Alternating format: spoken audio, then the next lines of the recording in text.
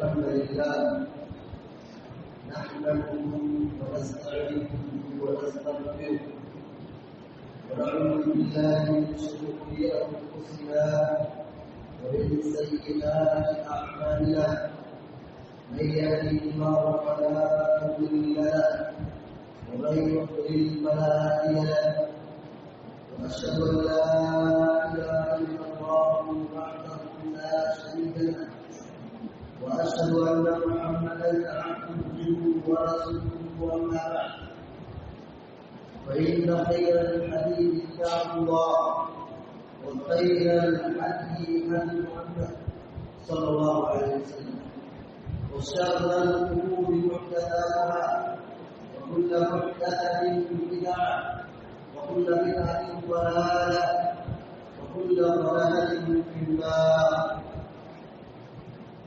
أعوذ بالله من الشيطان الرجيم. يا أيها الذين آمنوا قوا أنفسكم وأهليكم نارا وقودها الناس والحجارة عليها ملائكة غلاظ شداد لا يعصون الله ما أمرهم ويفعلون ما يؤمرون. وقال النبي صلى الله عليه وسلم: طلب العلم فريضة على كل مسلم.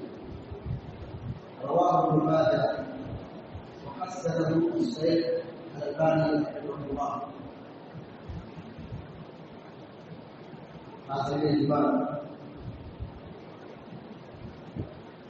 خطبہ سورہ کے بعد سورہ تحریم کی ایک آیت کریمہ کی تلاوت کی گئی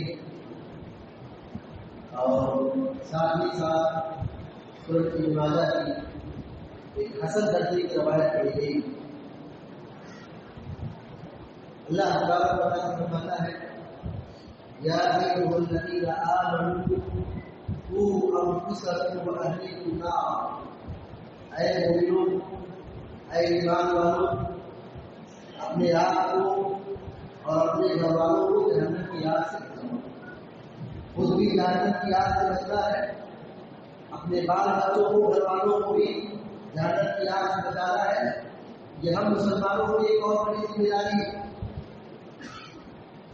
جہنم کتنی ہولناک جگہ ہے، اس کا عذاب کتنا خطرناک ہے، اس کی آگ کتنی گرم ہے. دنیا کی آگ کو ہم جلاتے ہیں اور ہر درجہ زیادہ فضیلت رکھتی بیان کیا. اس میں انسانوں کو ڈالا جائے، جناتوں کو ڈالا جائے، جو مخلوق مکلف جناتوں انسان، انہی دونوں سے جہنم کی آگ بھری جائے گی. اور ہماری اور آپ کی ذمہ داری ہوتی ہے کہ ہم جہنم کی آگ سے بچے اور اپنے گھر والوں کو بھی بچائیں. یہی سب سے بڑی کامیابی ہے. جنت میں داخلہ مل جانا، جہنم کی آگ سے بچ جانا، یہی سب سے بڑی کامیابی ہے. کامیابی یہ نہیں کہ آدمی دنیا میں کامیاب ہو جائے، کامیابی یہ نہیں کہ اس کو عہدہ اور سب مل جائے، کامیابی یہ نہیں کہ آدمی کو دولت مل جائے، کامیابی یہ نہیں کہ آدمی کو عزت و شہرت مل جائے. کامیابی اور حقیقی کامیابی، سب سے بڑی کامیابی یہ ہے بندہ جہنم کی آگ سے بچ کر جنت میں داخلہ اس کو مل جائے. اللہ تعالیٰ فرماتا ہے: فمن زحزح عن النار وادخل الجنة فقد فاز. جس کو جہنم کی آگ سے بچا لیا گیا اور جنت میں داخل کر دیا گیا وہ کامیاب ہو. تو حقیقی اور سب سے بڑی کامیابی یہ ہے کہ آپ کی جنت میں داخلہ ہو، جنت پانا. تو ہماری سب سے بڑی سوچ یہی ہونی چاہیے.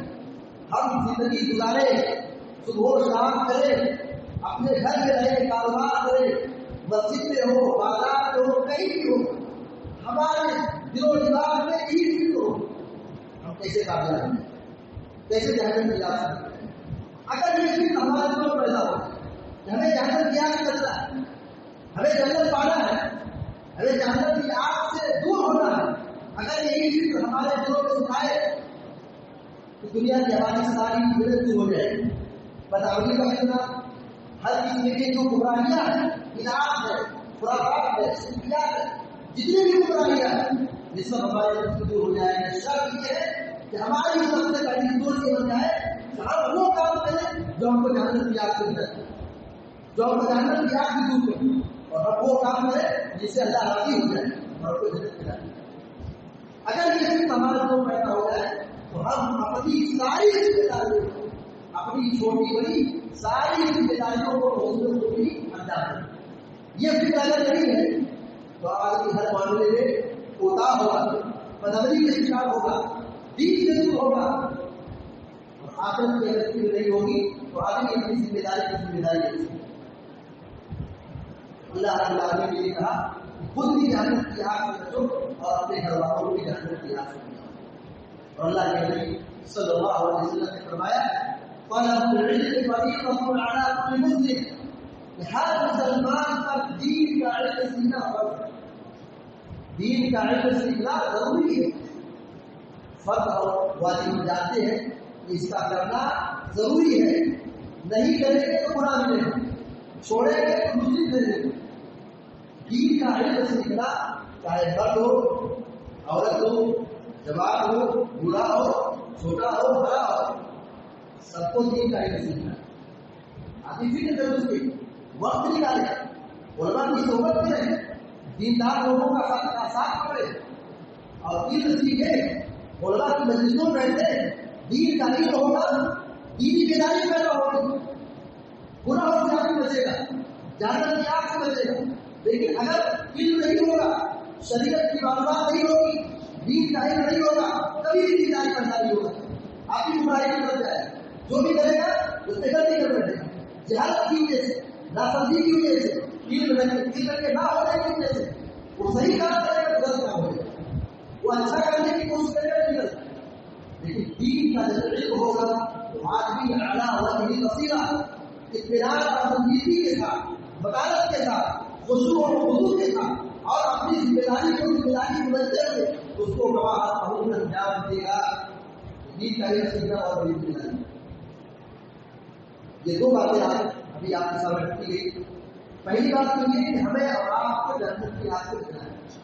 دوسرا یہ ہے کہ جہنم کی آگ سے بچنے کے لیے سب سے پہلی چیز, بنیادی چیز یہ ہے کہ ہم دین کا علم حاصل کریں, دین کو سیکھیں, تبھی ہمارے اندر دینداری پیدا ہوگی, تبھی ہم جہنم کی آگ سے بچ سکتے ہیں. دیکھیے اگر دین کا علم نہیں تو گھروں کا ماحول دیکھیے, گاؤں کا ماحول دیکھیے, سماج کا ماحول دیکھیے, لوگوں کے مزاج کو دیکھیے, کیسے کیسے لوگ دنوں کے شکار ہو. یہ گاؤں یہ گاؤں لوگوں کا گاؤں, کتنے ایسے مسلمان ہیں, کتنی ایسی لڑکیاں ہیں, کتنی ایسی بچیاں ہیں جنہوں نے ایمان کا سودا کر کے غیروں سے شادی کی, ہاتھ کر کے شادی کی. بغیر ہونے کی شادی نہیں ہو سکتی. دین کی سمجھداری نہیں ہے. دین کی سمجھداری کب پیدا ہوگی جب دین کا علم سیکھے. بغیر ولی کے نکاح ہو ہی نہیں سکتا. لڑکی کی شادی بغیر اس کی ولی کی اجازت کے ہو ہی نہیں سکتا. شادی نہیں ہے, بتا ہی ہے. اور آدمی کے پاس جب علم نہیں ہوتا ہے وہ دین کو بھی وہ اہمیت نہیں دیتا ہے جو دین کا درجہ ہے. آج جتنے بھی اجازت پیدا ہوگی, جتنے بھی خرافات, جہاں بھی شرکیات, عقیدے کی جہاں بھی بیماریاں ہیں, اس کی بنیادی وجہ یہی ہے کہ دین کی جو صحیح معرفت, دین کا جو صحیح علم ہے اس کو انہوں نے سیکھا ہی نہیں, حدیث کو پڑھا ہی نہیں, صحیح تعلیم کو جانا ہی نہیں, نبی کی سیرت کو پہچانا ہی نہیں. ابھی 2 روز قبل آپ نے دیکھا ہوگا سارے لوگوں کی تعریف ہوئی کل کے روز کیا ہوا, کیسے لوگوں نے گزارا, اس کو کیا درجہ دیا, اس کو کیا سمجھا. اگر ہماری مائیں اور بہنیں اپنی ذمہ داریوں کو سمجھے اور اپنی اولاد کی صحیح تربیت کرے, سنت کی نشر و اشاعت کرے, دین سکھائے, اور ہمارے سرپرست ذمہ دار اگر اپنے بچوں کی صحیح تربیت کرے تو وہ بدعات بھی بچیں گے, برائیوں بھی بچیں گے, گناہوں سے بچیں گے. یہ فطروں کا دور ہے. تو ہر قسم کی گمراہی, بدعقیدگی کی جہالت اور ہر قسم کا شر اس کی بنیاد جہالت ہے, اور اس کا علاج دین کا علم سیکھنے سے. ہماری اولاد کی اور ہماری خواتین کی یہ ذمہ داری ہے کہ فطروں کے دور سے بچنے کے لیے دین کا علم حاصل کرے. آج کے اس خطبے کے اندر جو میرا موضوع ہے وہ ہے خواتین کے لیے چند نصیحتیں. خواتین کے لیے چند اہم نصیحتیں جو باتیں ہوئی ہے توحید یہ مقدمہ تھا یہ شروعات. اب آئیے اصل موضوع کی طرف. سب سے پہلی نصیحت عورتوں کے لیے ہے کہ خواتین اپنے گھروں کو لازم پکڑے. ان کے رہنے کی جگہ ان کا ٹھکانا ان کا گھر ہے. یہ اللہ کا قانون ہے, یہ شریعت کا فیصلہ ہے کہ عورت کو اس کو اپنے گھر میں رہنا ہے. اللہ رب العالمین ازواج مطہرات کو حکم دیا تھا وَقَرْنَ فِي بُيُوتِكُنَّ, اپنے گھروں میں ٹھہری رہو. یہ حکم کس کو دیا جا رہا ہے؟ ازواج مطہرات کو, امہات المؤمنین کو, نبی کریم صلی اللہ علیہ وسلم کی پاک بیویوں کو حکم دیا جا رہا ہے. اس میں جملہ تمام خواتین شامل ہیں کہ وہ اپنے گھروں میں ٹھہرے, گھر سے باہر نہ نکلے. کوئی عذر ہو, کوئی ضروری کام ہو, کوئی مجبوری ہو, تب ان کے لیے گھر سے باہر نکلنا جائز ہے. کسی ضرورت کے لیے کہیں آنا ہے, کہیں جانا ہے, شادی ہے, کیا ہے, ایمانداری ہے, جنازہ ہے, عیادت کے لیے جانا ہے, کوئی اہم ضروری کام ہو تبھی عورتوں کو گھر سے باہر نکلنا ہے.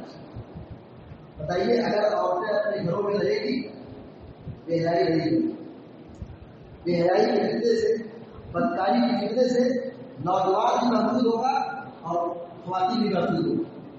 شریعت نے فیصلہ کہ عورتیں اپنے گھروں میں ٹھہری رہیں, بلا شبہ عورت کا مسجد میں آنا جائز ہے. نبی کریم صلی اللہ علیہ وسلم نے اجازت دی ہے کہ عورتیں مسجد میں نماز پڑھنے کے آئے پردے کے ساتھ, جائز ہو کے لیے.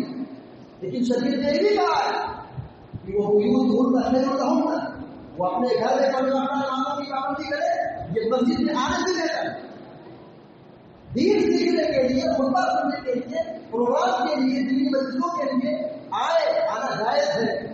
لیکن ان کا اپنے گھروں میں اپنے گھروں میں پڑھنا یہ مسجد میں جماعت سے پڑھنے سے زیادہ بہتر ہے. کیوں بہتر ہے؟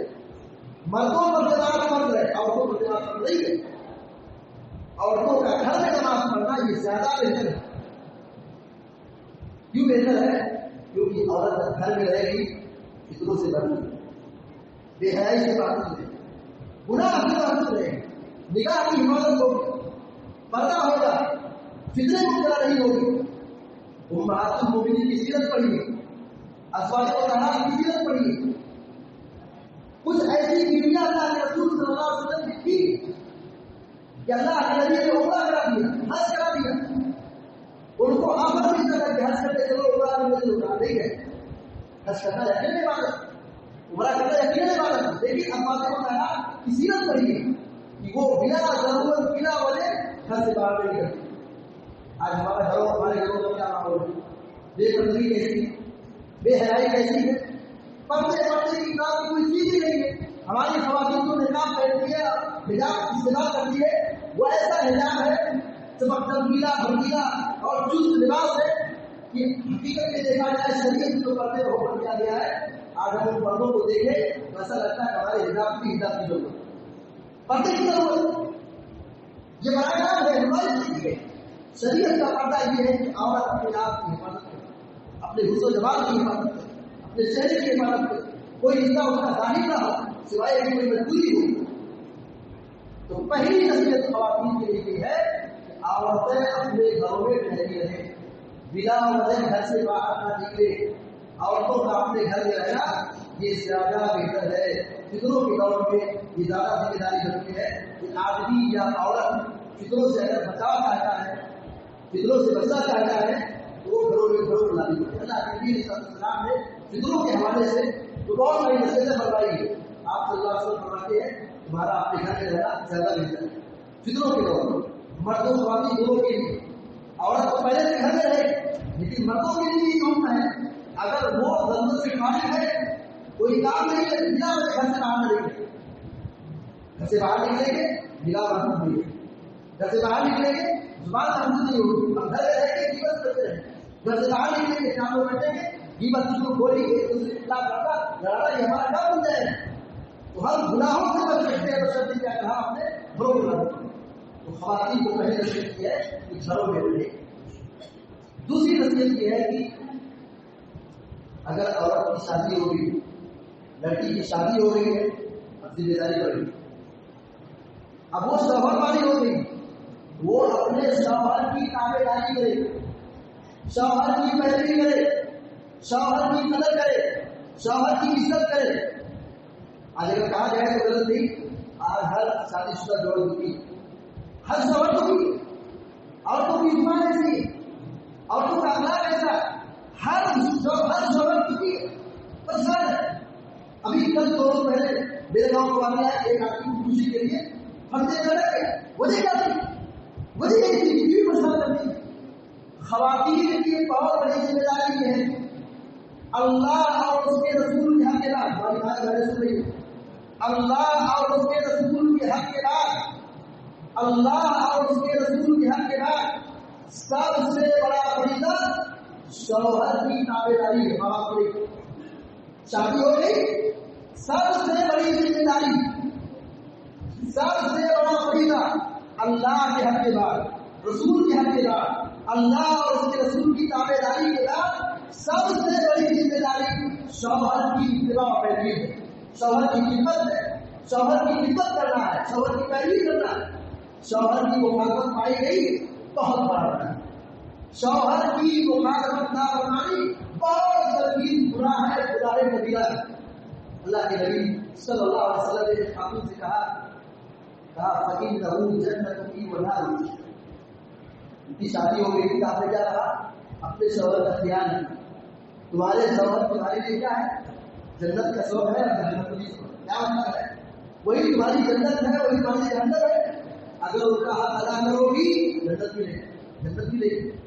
اگر شوہر کی مخالفت کی مانا بڑا نمبر بھی.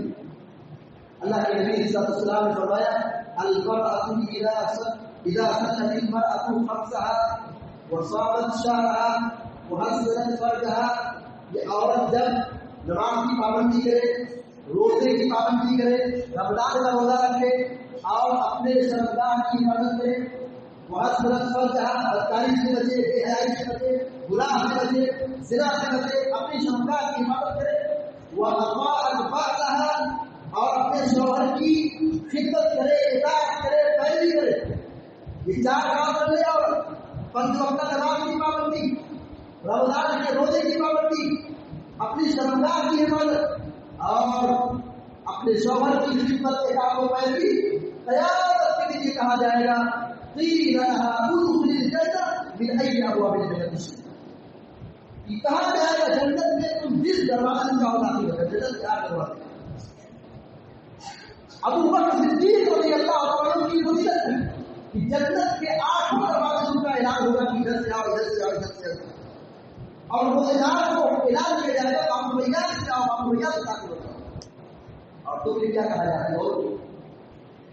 جو خواتین اطاعت و تابعداری والی ہے, نماز کی پابندی کرنے والی ہے, روزے کی پابندی کرنے والی ہے, اللہ اس رسول کے حقوق کو ادا کرنے والی ہے, اور ساتھ ہی ساتھ اپنے شوہر کی خدمت کرنے والی ہے, تو کہا جائے گا جنت کے جس دروازے سے جاؤ کرتے. کتنا بڑا ہے. ہماری بھائی اور بہن سمجھے تو صحیح, اپنے شوہر کی قدر تو کرے, اپنے شوہر کے مقام کو سمجھے. آج ایسی بے روزگاری کے دور میں, فطروں کے دور میں, اگر آپ کا شوہر 4 پیسے کما کے لا کے لاتا ہے حلال کمائی کا, اور آپ کو پیٹ بھر رہا ہے, آپ کو پیٹ بھر رہا ہے, روٹی کھلا رہا ہے, دوا علاج کر رہا ہے, اور کپڑا پہنا رہا ہے, آپ کی ضرورت پوری کر رہا ہے, مگر اس کے باوجود بھی عورت کی زبان محفوظ نہیں, اندر آپ نہ رہا ہے. بہت بڑا خطرہ ہے. عورت کی زبان اتنی بے لگا, رشتے بگڑتے ہیں انہیں عورتوں کی وجہ سے, رشتے ٹوٹتے ہیں انہیں عورتوں کی وجہ سے, طلاق کی نوبت آتی ہے اور انہیں عورتوں کی وجہ سے, انہیں ایمانوں کی وجہ سے. سماج میں آپ دیکھیے عورتوں کی جو طلاق کی شرح ہے, شوہر نے اپنی بیوی کو طلاق سے چھوڑ کے بیٹھا ہے, یا اپنی بیوی سے ناراض بیٹھا 10 سال سے 25 سال سے نہیں جاتا, اپنی سسرال میں جاتے نہیں, اس کا حق ادا کرنا. وجہ کیا ہے؟ عورت کی عورت کا بے لگام ہو جانا, اس کی زبان کا کیسی طرح استعمال کرنا ہے. عورتوں کی ذمہ داری یہ ہے کہ اپنے شوہروں کی مدد کریں اور اپنے شوہروں کی اطاعت و پیروی کریں. اللہ کے نبی صلی اللہ علیہ وسلم نے یہاں تک فرمایا کہ اگر میں مخلوق کا سجدہ کرنے کی اجازت دیتا، اللہ کے علاوہ کسی کا سجدہ کرنے کی اجازت دیتا تو میں عورت کو یہ حکم دیتا کہ وہ اپنے شوہر کا سجدہ کرے، لیکن چونکہ مخلوق کا سجدہ کرنا شرک ہے، اللہ کا یہ حق ہے، سجدہ یہ اللہ کا حق ہے، یہ توحید کا ترجمہ اور توحید کا فاتح دے سکتا ہے، یہ اللہ کا حق ہے، مخلوق کے لیے جائز نہیں ہے کہ مخلوق کا سجدہ کرے، یہ خالق کا حق ہے۔ اگر یہ چیز جائز ہوتی مخلوق کا سجدہ کیا جائے تو نبیوں اور رسولوں کا سجدہ نہیں ہوتا۔ صحابہ کرام نے خواہش لائی تھی کہ ہم اپنے رسول کا سجدہ کریں، بادشاہوں کو دیکھا، ذمہ داروں کو دیکھا کہ لوگ اپنے بادشاہوں کا سجدہ کرتے ہیں، صحابہ کرام آئے اللہ کے رسول صلی اللہ علیہ وسلم کے پاس، کہا ہم آپ کو سجدہ کرنا چاہتے ہیں، ہم نے بڑے بڑے بادشاہوں کو دیکھا کہ لوگ ان کا سجدہ کرتے ہیں، تو آپ زیادہ کچھ نہیں ہے ان بادشاہوں کے مقابلے آپ کا رتبہ درجہ مقام مطلب بڑا ہے، ہم آپ کا سجدہ کریں زیادہ بہتر ہے۔ اللہ کے نبی صلی اللہ علیہ وسلم مخلوق کے لیے جائز نہیں ہے مخلوق کا سجدہ کریں، اگر یہ چیز جائز ہوتی، اس کی گنجائش ہوتی تو میں عورتوں کو حکم دیتا کہ اپنے شوہروں کا سجدہ کریں، لیکن یہ جائز نہیں۔ اس سے ہم سمجھ سکتے ہیں کہ شوہر کا کیا مقام ہے، عورت کے نزدیک شادی شدہ جوڑے کے نزدیک شوہر کا کیا درجہ ہے۔ اللہ کے نبی صلی اللہ علیہ وسلم نے فرمایا لا تؤدي المرأة حق ربها حتى تؤدي حق زوجها۔ اللہ کے نبی صلی اللہ علیہ وسلم فرماتے ہیں عورت اپنے رب کے حق کو کبھی بھی ادا نہیں کر سکتی جب تک اپنے شوہر کا حق ہے، جب تک وہ اپنے شوہر کا حق ادا نہ کرے اللہ کا بھی حق ادا نہیں ہوگا۔ اللہ کا حق ادا کرنا ہے، اللہ تک پہنچنا ہے، جنت تک پہنچنا ہے، یہ راستہ ہے شوہر کی شوہر کی خدمت کی جائے۔ اسی طریقے سے خواتین کی ایک بہت بڑی ذمہ داری یہ ہے کہ وقت پر نماز کی پابندی ہے۔ خواتین یہاں یہ شکایت پائی جاتی ہے جو نماز تو پڑھتی ہے بلا شبہ مردوں کی مقابلے وہ زیادہ نمازی ہے بات ہوتی ہے، لیکن یہ کمی پائی جاتی ہے نماز کو ہوا کرنا، آگے پیچھے کرنا، ہاں یہ چیز جائز نہیں، نماز کا وقت ہے، وقت کی پابندی کے ساتھ نماز کی پابندی ہے۔ اسی طریقے سے خواتین کی ذمہ داری یہ ہے کہ اولاد کی تربیت کرے، اپنی اولاد کی تربیت کرے، اور تربیت کی ذمہ داری یہ ماں کی ہے، ماں کا گود یہ سب سے پہلا مدرسہ ہے۔ ماں اگر اچھی ہو اور اپنے بچوں کی صحیح تربیت کرے تو بچے صحیح نکلتے ہیں، کامیاب ہوتے ہیں۔ خواتین کی ایک بہت بڑی ذمہ داری ہے کہ وہ اپنے بچوں کی صحیح تربیت کرے، نمازی بنائے، دیندار بنائے، تعلیم دے، ادب سکھائے، اخلاق سکھائے۔ اللہ کے نبی صلی اللہ علیہ وسلم فرماتے ہیں تم اپنی اولاد کو نماز کا حکم دو جب وہ 7 برس کے، بچے 7 برس کے ہو گئے ان کو نماز پڑھنے کا حکم دو، نہیں پڑھتے ہیں 10 سال ہو گئے نہیں پڑھتے ہیں نہیں کرو، ان کو مارو، تربیت نہیں، تربیت کے واسطے پڑھائی بھی ضروری ہے، تبھی بچے سدھریں گے، تبھی بچے دیندار ہوں گے، تبھی بچے کے اندر اخلاق پیدا ہوگا، ادب پیدا ہوگا۔ تو ہماری شریعت یہ کہتی ہے کہ تربیت کی ذمہ داری جو والدین کی ہے، اور بالخصوص ماں کی تربیت کا بہت گہرا اثر ہوتا ہے۔ اللہ کے نبی صلی اللہ علیہ وسلم فرماتے ہیں والمرأة راعية على أهل بيت زوجها وولده وهي مسؤولة عنها، قیامت کے دن اس کے بارے میں پوچھا جائے گا، خواتین سے پوچھا جائے گا، ماؤں سے پوچھا جائے گا، تربیت کی ذمہ داری ماں کی ہے۔ اللہ کے نبی صلی اللہ علیہ وسلم فرماتے ہیں کہ عورت سے سوال کیا جائے گا، عورت ذمہ دار ہے، عورت نگہبان ہے، تربیت کی اپنی ذمہ دار ہے، وہ اپنے شوہر کے گھر کا اور اپنے مال کا اور اولاد کا نگہبان ہے عورت، اور اگر اس نے زندگی کا ہی حق ادا نہیں کیا، ذمہ داری ادا نہیں کی تو قیامت میں اس سے پوچھا جائے گا، اور اگر معاملہ گڑبڑ ہوا، تربیت میں کوتاہی پائی گئی تو معاملہ گڑبڑ ہو گیا، جہنم کی جا سکتی، اللہ تعالیٰ ہم سب کی حفاظت کرے۔ اسی طریقے سے عورتوں کی بہت بڑی نصیحت یہ ہے کہ عورتیں ناشکری سے بچیں، شکر گزار ہو، شوہروں کے انسان مند ہو، کبھی ناشکری نہ کرے۔ احادیث کہتا ہے بخاری کی روایت، ایک آدمی شوہر اپنی بیوی کے ساتھ زمانے بھر کھلاتا ہے، احسان کرتا ہے، سب اس کے حقوق ادا کرتا ہے، لیکن زندگی میں کبھی کوئی ڈر کا معاملہ ہو جائے، کوئی پوچھ گچھ کا معاملہ ہو جائے، 19-20 کا معاملہ ہو جائے تو عورت بالکل دیش جاتی ہے، نہیں کرتا، عورت دیش جاتی ہے، کہتی ہے میں تو کوئی خیر نہیں دیتا، ناشکری کا فتنہ بہت بڑا فتنہ ہے۔ نہیں شکرتم لازیدنکم، شکر گزاری کی قیمت پیدا ہوگی، اللہ تعالیٰ کہتا ہے اور اللہ کریں گے نوازیں گے. شکر سے نعمت ملتی ہے، ناشکری پائی گئی نعمت چھوٹ جائے. تو عورتوں کے لیے خاص نصیحت ہے کہ ناشکری کے فتنے سے بچے، شکر گزار بنے، احسان فرض کرے، ناشکری نہ کرے. اس لیے ناشکری کرنے سے عذاب آتا ہے، نافرمانی ہوتی ہے، اور اللہ رب العالمین کی نافرمانی جب ہوگی تو ہم برکت سے محروم ہوں گے. اسی طریقے سے عورت کی ذمہ داری یہ ہے کہ اگر اسے گھر سے باہر نکلنا ہے، کہیں سفر پہ جانا ہے، تو وہ اپنے محرم کے ساتھ جائے اور پردے کے ساتھ جائے. حج کرنا، عمرہ کرنا بہت بڑی عبادت ہے، لیکن عورت کے لیے جائز نہیں ہے کہ وہ بغیر محرم کے حج کرے، جائز نہیں کہ بغیر محرم کے سفر کرے، جائز نہیں کہ بغیر محرم کے حج کرنے کے. حج عمرہ کرنا کتنی بڑی بات ہے. مکہ اور مدینہ یہ مقدس زمین ہے، یہاں پر چھیڑخانی نہیں ہوتی، یہاں بدکاری نہیں ہوتی. یہ قرآن سے ہے، یہ بلکہ حرام میں سے. لیکن حکم کیا ہے کہ عورت کو بھی یہ فرض ہے کہ اگر وہ حج عمرہ جا رہی ہے اس کے ساتھ اس کا محرم ہونا چاہیے. یہ سیفٹی ہے، جو گناہوں سے بچانے کا بہت بڑا ہتھیار ہے. اس لیے کہ جب عورت گھر سے باہر نکلتی ہے اور وہ بے پردہ ہو، زیب و زینت استعمال کی ہو، تو شیطان کھا کر کے دیکھتا ہے. اور وہ اگر خواتین اپنے بیکر اور اپنے زیب و زینت سے دوسروں کو، مردوں کو وہ خوشبو سنانا چاہتی ہے، تو ایسی عورتوں کو حدیث میں زانیہ کہا گیا، بدکار کہا گیا، فاحشہ کہا گیا. لہذا عورت کو اگر گھر سے باہر نکلنا ہے تو پردے کے ساتھ، محرم کے ساتھ اور بنا زینت کے اوپر نکلنا چاہیے. اسی طریقے سے عورتوں کی ایک نصیحت یہ ہے کہ وہ صدقہ اور خیرات کی پابندی کریں. صدقہ اور خیرات کی پابندی اس لیے ضروری ہے کیونکہ یہ صدقہ اور خیرات جہنم کی آگ سے بچاتا ہے. نبی کریم صلی اللہ علیہ وسلم نے عید کا خطبہ دیا، نصیحت کی، کیا کہا؟ اے عورتوں کی جماعت، میں نے تم کو جہنم میں زیادہ پایا ہے. اے عورتوں کی جماعت، تم کثرت سے صدقہ کرو، صدقہ کرو، کیونکہ میں نے تم کو جہنم کی آگ سب سے زیادہ پایا ہے. لوگوں نے پوچھا کیا وجہ ہے؟ کہا کہ تم شوہروں کی نافرمانی کرتی ہو، ناشکری کرتی ہو. ناشکری جس میں تمہارے اندر ہے، شوہر کی نافرمانی تمہارے اندر ہے، اس لیے تمہاری تعداد جہنم میں زیادہ ہے. جہنم کی آگ سے بچنے کے لیے کیا حل ہے؟ کثرت سے صدقہ کرو. صحابیات نے اس خطبے کے بعد صدقہ کرنا شروع کیا. صحابیات کی سیرت پڑھے، بلال حبشی رضی اللہ عنہ کہتے ہیں کہ ان کے جھولی میں جو بلال رضی اللہ عنہ جو صدقہ وصول ہے، ان کی جھولی میں خواتین نے اپنے زیورات کو اور اپنی بالیوں کو نکال کر کے ڈالنا شروع کیا. کیوں ڈالنا شروع کر دیا؟ جہنم کی آگ سے بچنے.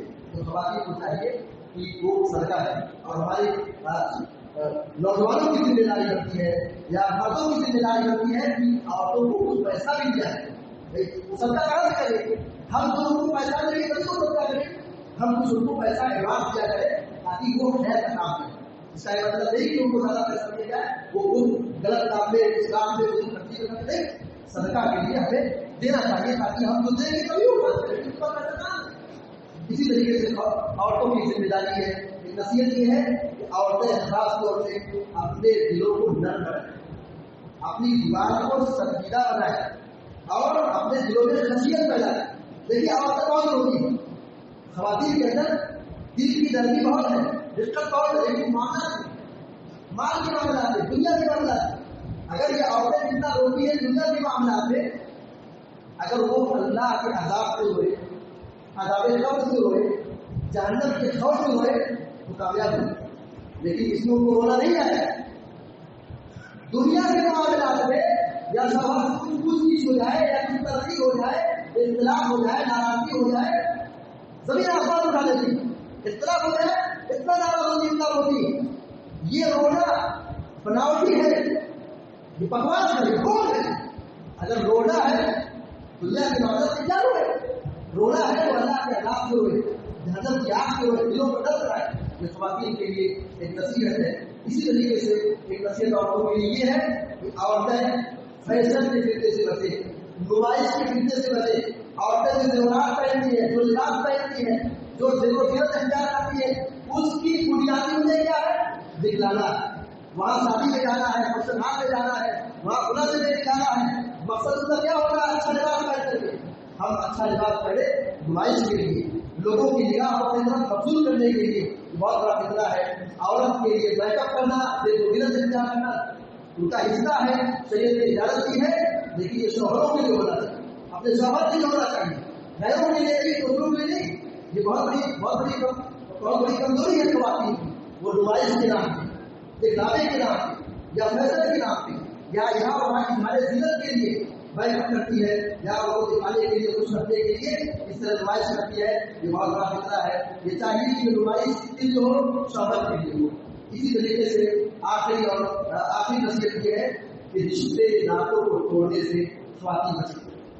خواتین کیا ہے، بہت بڑی کمزوری کیا ہے، چھوٹی چھوٹی معمولی سی بات پر ایسی ناراضگی دلوں کے اندر رکھتی ہے، رشتہ توڑ دیتی ہے۔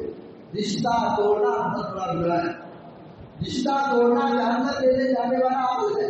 اللہ کے نبی صلی اللہ علیہ وسلم نے فرمایا لا يدخل الجنة قاطع، رشتے ناطوں کو توڑنے والا جنت میں داخل نہیں ہوگا۔ تو ہماری ماں اور بہنوں کی ذمہ داری بنتی ہے وہ اپنے اندر تبدیلی پیدا کرے اور رشتے ناطوں کو توڑنے کا جو وہ بنیاد بنتی ہے، سب بنتی ہے، اس سے بچے۔ توبہ کریں۔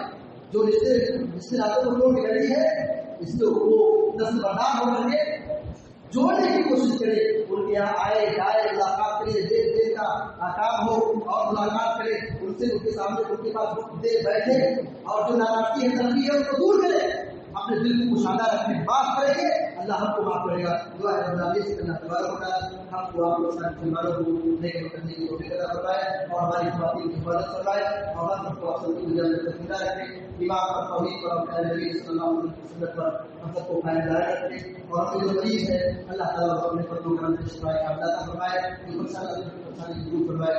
آمین یا رب العالمین۔ أقول قولي هذا وأستغفر الله لي ولكم ولسائر المسلمين واستغفروه إنه هو الغفور الرحيم، وصلى الله على نبينا محمد وسلم تسليما كثيرا.